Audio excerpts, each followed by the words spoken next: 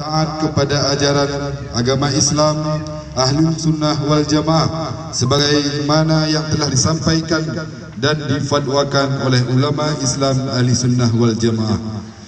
Yang kedua, aku berjanji kepada Allah dan Rasulnya, Nabi Muhammad sallallahu alaihi wasallam dan guruku, bahawa aku setia kepada dasar negara Republik Indonesia, yaitu Pancasila dan Undang-Undang Dasar 1945.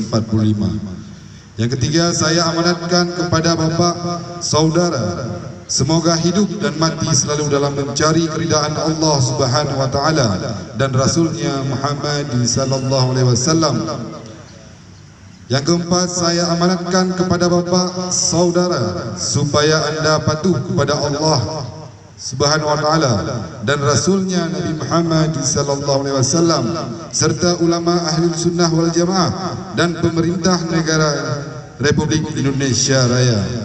Yang kelima, saya amanatkan kepada bapa serta saudara-saudari sekalian bahawa fatwa-fatwa almarhum Abuya kita Syekh Haji Hasan Kumkali dan Abuya kita Syekh Haji Muhammad Wali Al-Khalidi semasa beliau masih hidup adalah membantu pemerintah Indonesia, tidak pernah bertentangan dengan pemerintah negara ini.